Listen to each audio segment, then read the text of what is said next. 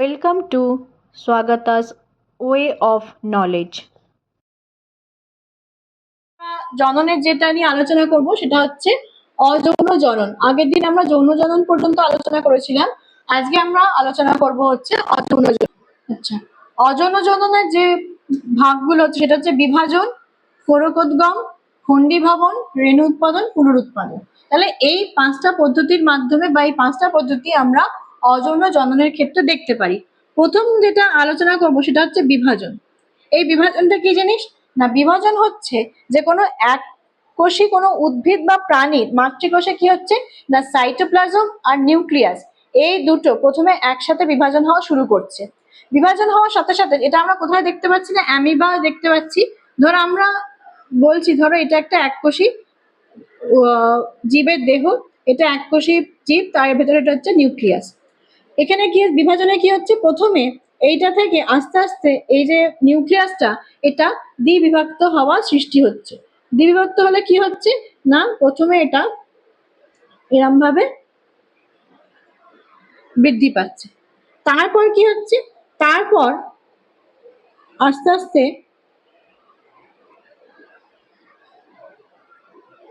এরম ভাবে আস্তে আস্তে বিভাজনটা আস্তে আস্তে হতে থাকছে। সর্বশেষ উপায় কি হচ্ছে না, সর্বশেষ উপায়ে যে জনিত্রী থেকে দুটো অপত্য কোষ সৃষ্টি হচ্ছে। তাহলে এটা কি হচ্ছে, এটা হচ্ছে সাইটোপ্লাজম আর এটা হচ্ছে নিউক্লিয়াস। এটা কি, এটা হচ্ছে জনিত্রী মাতৃকোষ। তাহলে মাতৃকোষটা কি হচ্ছে, মাতৃকোষে প্রথমে সাইটোপ্লাজম আর নিউক্লিয়াসটা বিভাজন হওয়া শুরু হচ্ছে। বিভাজিত হতে হতে দুটো দেখো দুটো অপত্য কোষ সৃষ্টি করলো। তাহলে একটা মাতৃকোষ যখন বিভাজিত হয়ে দুটো অপত্য কোষ সৃষ্টি করছে, তখন এই পদ্ধতিটাকে বলা হচ্ছে বিভাজন পদ্ধতি। এটা আমরা কোথায় দেখতে পাচ্ছি না, এটা আমরা দেখতে পাচ্ছি অ্যামিবা দেহে। কি হচ্ছে কোরোৎকদম। কোরোৎকদম কাকে বলছি না, ধর ইস্ট। ইস্টের দেহটা কি, ইস্টের ধর একটা এরকম একটা দেহ। ইস্টের দেহতে কি হচ্ছে, প্রথমে একটা কোর উৎপন্ন হচ্ছে। কোর কথার অর্থ হচ্ছে একটা উপবৃদ্ধি উৎপন্ন হচ্ছে।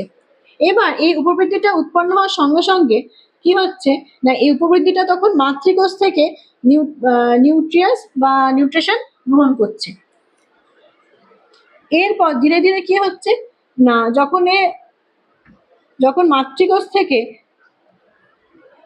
যখন পুষ্টি নিচ্ছে, তারপর আস্তে আস্তে নিউক্লিয়াসটাও কি হচ্ছে, নিউক্লিয়াসটা আস্তে আস্তে বাড়তে থাকছে বা দুটো দেহের মধ্যে বিস্তার লাভ করছে। করার পর আস্তে আস্তে বিভাজিত হয়ে এই কোরটা মাতৃদেহ থেকে বিচ্ছিন্ন হয়ে যাচ্ছে, দিয়ে দুটো অপত্য কোষের সৃষ্টি হচ্ছে। তাহলে এটা হচ্ছে আমরা সাধারণত দেখতে পাচ্ছি ইস্ট বা হাইড্রার দেহে এরকম কোষ বিবাহ অর্জনজনা দেখতে পাওয়া যায়। তাহলে এক্ষেত্রে কি হচ্ছে, প্রথমে এটা হচ্ছে একটা ইস্ট দেহ, যেটা হচ্ছে এটা নিউক্লিয়াস। প্রথমে এর যেটা উপবৃদ্ধি দেখা যাচ্ছে তাকে বলা হচ্ছে কোর বা উপবৃদ্ধি। এই উপবৃদ্ধিটা কি করছে না, মাতৃকোষ থেকে যে নিউট্রিশন বা পুষ্টি গ্রহণ করছে, করার পর এই নিউক্লিয়াসটা আস্তে আস্তে বৃদ্ধি পেয়ে দ্বিবিভাজিত হচ্ছে। দ্বিবিভাজিত হয়ে একটা কি করছে, একটা মাতৃদেহে চলে যাচ্ছে আর একটা অপত্য থেকে যাচ্ছে। তারপরে দুটো কোষ বিভাজিত হয়ে দুটি অপত্য কোষের সৃষ্টি হচ্ছে। তাহলে এইভাবে কোর গঠনের মাধ্যমে যে কোষ বিভাজন হচ্ছে তাকে বলা হচ্ছে কোরোৎকদম। তাহলে সেটা কার দেখা যাচ্ছে, সেটা ইস্ট বা হাইড্রার দেহে আমরা এই রকমের অযৌন জনন পদ্ধতিতে জনন দেখতে পাই। খণ্ডীভবন ধরো এটা একটা বহুকোষী শৈবালের দেহ। বহুকোষী শৈবালের দেহটা ধরো কোনো কারণে আঘাতপ্রাপ্ত হয়ে খণ্ডে বিভক্ত হয়ে গেল। ধরো এটা খণ্ডে বিভক্ত হলো। খণ্ডে বিভক্ত হওয়ার পরে যখন এখান থেকে আবার দুটো আলাদা আলাদা শৈবালের দেহে পরিণত হচ্ছে, তখন যেভাবে এই যে জনন পদ্ধতিটি, এটাকে বলা হচ্ছে খণ্ডীভবন জনন পদ্ধতি। অর্থাৎ বহুকোষী শৈবালের দেহ কি হচ্ছে, আঘাতপ্রাপ্ত পরে তারা খণ্ডে বিভক্ত হচ্ছে। সেই প্রতিটা খণ্ড থেকে আবার যখন অপত্যই সৃষ্টি হচ্ছে, তখন তাকে বলা হচ্ছে যে খণ্ডীভবন। অর্থাৎ এখানে এটা দুটো খণ্ডে ভাগ হয়ে গেল।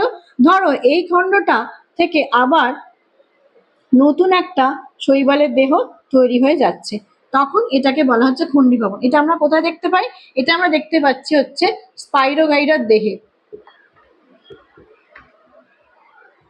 ঠিক আছে, তাহলে এই যে পদ্ধতিটা এটা আমরা দেখতে পাচ্ছি স্পাইরোগাইরার দেহে।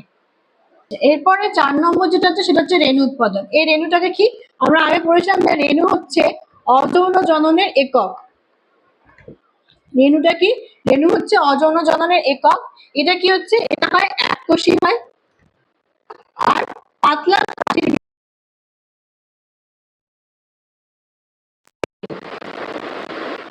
আচ্ছা, আর একটা জিনিস কি, এই রেণু হচ্ছে অতি ক্ষুদ্র হয়। এই রেণুগুলো একটি থলির মধ্যে থাকে, সেই থলিটাকে বলা হচ্ছে রেণুস্থলী। এই রেণুতে কি হয়, রেণুতে দুরকম হতে পারে। একটা হচ্ছে যে রেণুতে যখন ফ্লাজেলা থাকে বা ফ্লাজেলা থাকে না। যখন কোনো রেণুতে ফ্লাজেলা থাকে তখন সেই রেণুকে বলা হচ্ছে চলরেণু, আর যে রেণুতে ফ্লাজেলা থাকে না তাকে বলা হচ্ছে অচল রেণু। আমরা দেখবো যে আশপাশে দেখবে আমাদের অনেক ফার্ন গাছ দেখতে পাওয়া যায়। ফার্ন গাছটাকে যদি তুলে আমরা পেছন দিকটা দেখি, পেছন দিকে দেখবো ছোট ছোট ছোট ছোট গুটি গুটি দানা দানার মতো দেখতে পাওয়া যায়। ওটা হচ্ছে ফার্ন গাছের রেণু। তাহলে এই রেণু কি মানে, অর্থাৎ রেণুস্থলীর মধ্যে কিন্তু রেণু আছে। রেণুস্থলীর মধ্যে অসংখ্য রেণু থাকে। কোনো প্রাকৃতিক মানে যখন কোনো কারণে ধরো ওটা বিদীর্ণ হয়ে গেল বা রেণুস্থলীটা পর্দাটা ফেটে গেল, দিয়ে রেণুস্থলী থেকে রেণুগুলো বেরিয়ে এসে উপযুক্ত পরিবেশে সেগুলো থেকে আবার নতুন কোনো অপত্য জীব সৃষ্টি হচ্ছে। এই পদ্ধতিকে বলা হচ্ছে রেণু উৎপাদন। রেণু উৎপাদন কার কার আমরা দেখতে পাচ্ছি না, যেমন ধরো ফার্ন, মস, ঠিক আছে, পেনিসিলিয়াম ইত্যাদি আমরা রেণু দেখতে পাচ্ছি। মানে রেণুর মাধ্যমে আমরা জনন দেখতে পাচ্ছি হচ্ছে পেনিসিলিয়াম, ফার্ন ইত্যাদি গাছ। যেটা অজনজনের শেষ পার্ট সেটা হচ্ছে পুনরুৎপাদন। পুনরুৎপাদন কি হচ্ছে না, কোনো একটা সজীব জীবের কোনো একটা অংশ ধরো কেটে গেল, সেই অংশ থেকে যখন একটা পূর্ণ জীব গঠন হচ্ছে তখন সেটাকে বলা হচ্ছে পুনরুৎপাদন। যেটা আমরা কাদের দেখতে পাই, সেটা হচ্ছে প্ল্যানেরিয়া নামক একটা ধরনের চ্যাপ্টা কৃমি আছে, তার দেহে আমরা দেখতে পাই। ধরো এটা একটা প্ল্যানেরিয়া নামে একটা চ্যাপ্টা কৃমি। ধরো এই কৃমিটা ধরো অংশটাতে কোনো অংশ আঘাতের ফলে কেটে যাচ্ছে, তাহলে এই অংশটা কটা ভাগে ভাগ হয়ে গেল, ধরো একটা, দুটো, তিনটে, চারটে ভাগে ভাগ হয়ে গেল। তাহলে কি কি ভাগ পেলাম না, প্রথমে হচ্ছে এই ভাগটা পেলাম, তারপরে কি পেলাম, তারপরে এই ভাগটা পেলাম, তারপরে পেলাম এই ভাগটা, তারপরে এই ভাগটা। তাহলে এই প্ল্যানেরিয়ার দেহটা কি হচ্ছে না, এই চারটে ভাগে ভাগ হয়ে গেছে। এই চারটে ভাগ থেকে ধরো এইখান থেকে বাকি অংশটা তৈরি হয়ে এরকম দেখতে একটা অপত্য তৈরি করলো। তাহলে এরপরে এটা দ্বিতীয় অংশটা পড়ে রয়েছে। দ্বিতীয় অংশ থেকে কি হচ্ছে না, দ্বিতীয় অংশ থেকে এই অংশটা গঠিত হলো, আর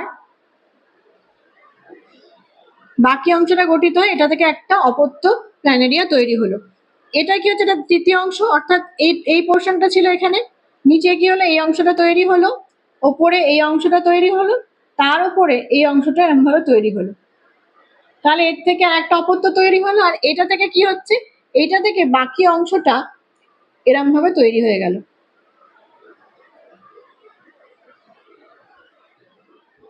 তাহলে এটা একটা প্ল্যানেরিয়ার দেহ ছিল। প্ল্যানেরিয়ার দেহটা চারটে ভাগে, অর্থাৎ কোনো কারণে আঘাতের ফলে এটা চারটে ভাগে ভাগ হয়েছিল। প্রত্যেকটা ভাগ থেকে যেটুকু ভাগ ছিল তা থেকে বাকি অংশগুলো তৈরি হয়ে তাহলে কি হলো না, চারটে অপত্য নতুন প্ল্যানেরিয়ার সৃষ্টি হলো। তাহলে একটা অংশ থেকে যখন আবার নতুন ভাবে উৎপাদন হচ্ছে তখন সেই জন্য এটাকে বলা হচ্ছে পুনরুৎপাদন। এটাকে আমরা দেখতে পাই প্ল্যানেরিয়ার শরীরে। তাহলে এই যে আমরা দেখতে পেলাম বিভাজন, পরোৎগমন, খণ্ডীভবন, রেণু উৎপাদন, পুনরুৎপাদন, তাহলে এই পাঁচটা ভাগ হচ্ছে অযৌন জনন। অর্থাৎ এই পাঁচটা পদ্ধতিতে অযৌন জননের মাধ্যমে জীব থেকে অপত্য জীবের সৃষ্টি হচ্ছে। তাহলে আমরা এবার এরপর আসি যে অযৌন জনন থেকে আমরা কি কি বৈশিষ্ট্য পাচ্ছি বা কি কি জানতে পারছি। অযৌন জননে কি কি বৈশিষ্ট্য পাচ্ছি না, একক কি, অযৌন জননে একক হচ্ছে রেণু বা স্পোর। দ্বিতীয়টা হচ্ছে আমরা দ্বিতীয় কি পাচ্ছি না, এখানে আমরা দেখতে পাচ্ছি কোনো গ্যামেট উৎপন্ন হচ্ছে না, গ্যামেট উৎপন্ন হয় না। কোনো সময় এটাতে কি কি পদ্ধতিতে অবলম্বন করছে না, এটাতে হচ্ছে মাইটোসিস বা অ্যামাইটোসিস পদ্ধতিতে কোষ বিভাজন হচ্ছে। আচ্ছা, তারপরে হচ্ছে এখানে হচ্ছে এটা কম সময় লাগছে, অপত্যের সংখ্যা অনেক বেশি হচ্ছে, অপত্যের সংখ্যা বেশি হচ্ছে।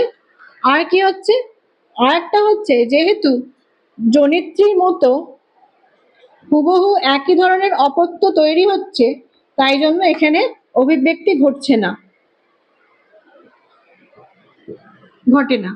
তাহলে এগুলো হচ্ছে অযৌন জননের বৈশিষ্ট্য। এবার আমরা যৌন জননে কি কি পেয়েছিলাম? আগের দিনের যে আমরা পড়েছিলাম যৌন জননে কি ছিল?